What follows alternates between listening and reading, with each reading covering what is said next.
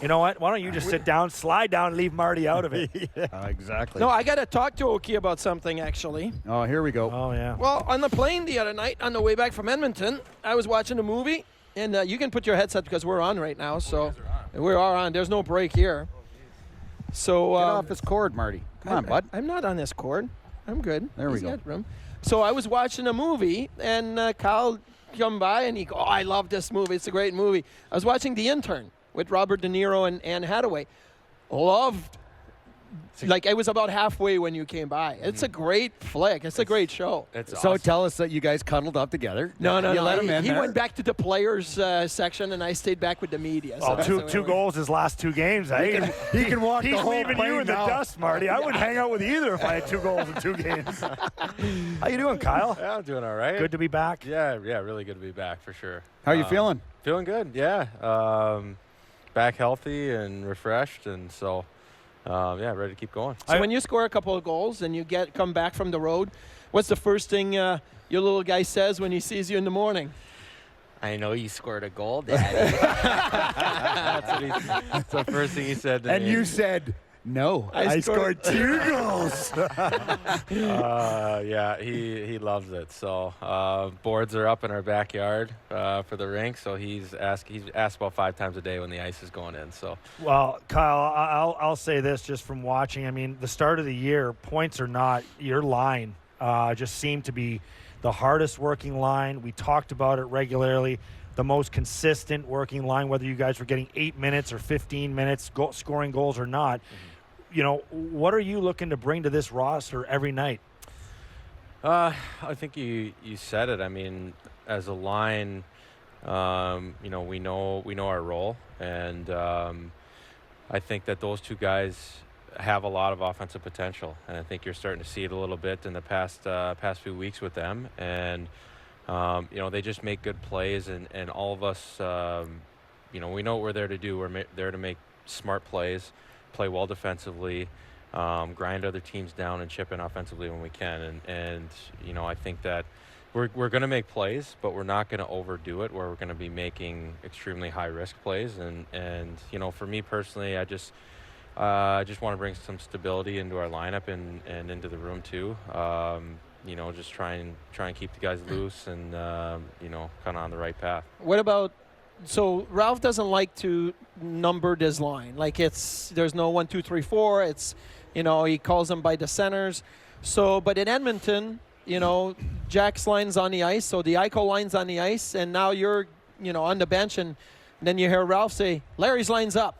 Like, you guys are going right after Jack's line. Like, what's that feeling like when maybe you're in a different role, but now the coaching staff is trusting your line to keep the momentum going after Jack gets a good offensive zone shift, and he says, Larry's line's up, and you're getting ready. What's that feeling like? It feels good. I mean, it's obviously he has a lot of trust in us as a trio, and so when we go after Ikes, it's like it's a little bit of shot of adrenaline for us for sure. I mean, we want to continue that. We want to play the right way, and I think that as a line, we have an ability to, when we grind teams down, it kind of sets an example for the rest of the group, and the rest of the group kind of seems to follow that. So we just want to keep doing our job, and whether we go like Rip said, whether we go 8 minutes or 15, we just want to keep going.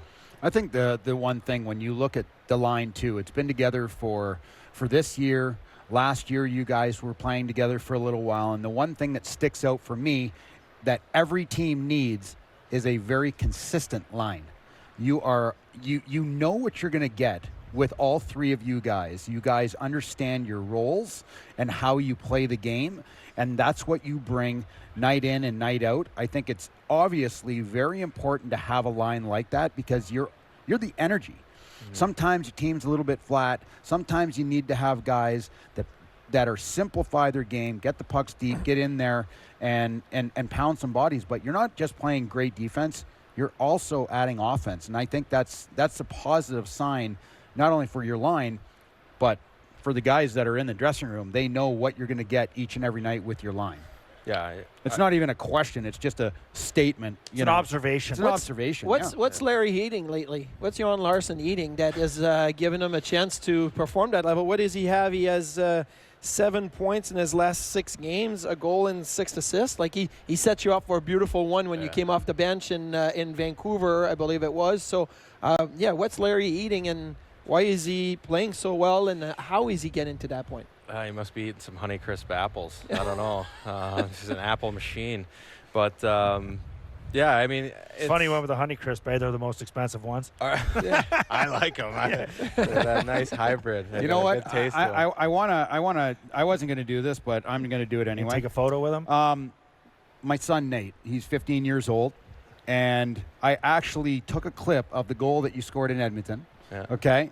And I wrote down, what you basically did on the goal and how, we talk about a small triangle in the offensive zone.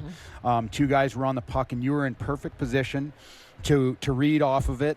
And I also, the puck went low to high, which we talk about in youth hockey, mm-hmm. and right away, where did you go? Yeah, to the net. You went to the front of the net, traffic. I think Scandella is the one that wristed the shot on net, and you're in front of the net, you get a tip and goal. And these are teaching moments for young kids, and this is the way that you score goals. I mean, pressure in the offensive zone, pucks low to high, shots on net, and you have to have guys going to the net. And that's the reason why you're going to have success. He doesn't get pushed off the front of the net. Look at how strong he is. Can we let Kyle Okposo talk? He's our we're guest. We're giving him credit. We haven't even had. He said 3 words. I want to ask you though. I want to ask you a question because I'm going to get an answer out of you. Jack Eichel. What is he doing differently? I know Marty asked a question about what's Larsson eating, but what have you noticed in Jack's game that has taken him to the next level? Because it starts off the ice, Kyle. His ability on the ice is there, but what is he doing differently now that you've noticed? You've been in this league a long time. Yeah. Played with a lot of great players. What's he doing differently that's getting him to that point? Because he is now at an all-time point of his elite status. Yeah, for sure. He's developing into a superstar if he isn't already. And he's always had the ability. I've said it from the first day that I've been here. He's the most talented player that I've ever played with, bar none. And off the ice, he's just really... More than Trent Hunter? Stu. What a guy. The rent is due, Stu. Stu's a great guy. But no, Ikes is he's off the ice. He's just so committed to his craft, and he wants to be the best. He's doing the things that he needs to be elite, and I think that that's something that you have to grow into. You don't just get to the NHL and are all of a sudden you do everything well off the ice and everything that you need to, and he's definitely done that, and his play on the ice has been exceptional. I know that people are talking a lot about McDavid, Draisaitl, Pasternak, and Marchand and McKinnon, but you take him off our team, and where are we? Like it's if he's not in the Hart conversation, then I don't know where it's supposed to be. But he's been leading us all season with his play on the ice, with his actions off the ice, and we're going to continue to follow him. You talk about action off the ice, and we see him play in practice, but how has he changed now in year 2 of the captaincy? And I saw him in the airport after the Edmonton game, and he was joking around with Rob Ray and talking about how Jeff Skinner's closet is immaculate, like it's like, just so clean. And how is he different now off the ice as a little bit more mature, 23 now? So how is that different from when you first came here and he was a younger man? I think he's a lot more comfortable. He's just comfortable with who he is, and he's a good person, and now he's being able to just express himself a little bit more openly, assuredly, and he's really kind of growing into his own and maturing, and that takes time as well. And the one thing I noticed in practice is, like, he's not scared to to embarrass anybody. And like, if you're not ready to go in a rep with him, he's going to embarrass you because he's that good. So I've noticed that he doesn't take it easy ever, and that's a sign of maturation as well. You're one of the smarter players the Sabres have ever had in their lineup. Can you tell me what immaculate means, please? Immaculate. Okay. Sorry. All right. And lastly, are you, like, in the off season, your training routine, are you able to put your collar down yet behind the neck when you put your tie on? I can grab my wallet just like this. So. Yeah. You still do the ARP? No ARP. No ARP. I'm off the ARP train. Yeah. Tell us about Stu. I want to know a story about Trent Hunter. Why? I mean, I threw that name out there just because I remember playing against him. Like, who is this guy getting 30 goals? You know what I mean? Yeah. But why do you guys call him Stu? I don't know how he got the nickname So Stu. when he was in the minors, he was in charge of paying the rent for the apartment. Like, they lived 2-3 guys together, and 1 month it was his time to pay the rent, and the rent was late.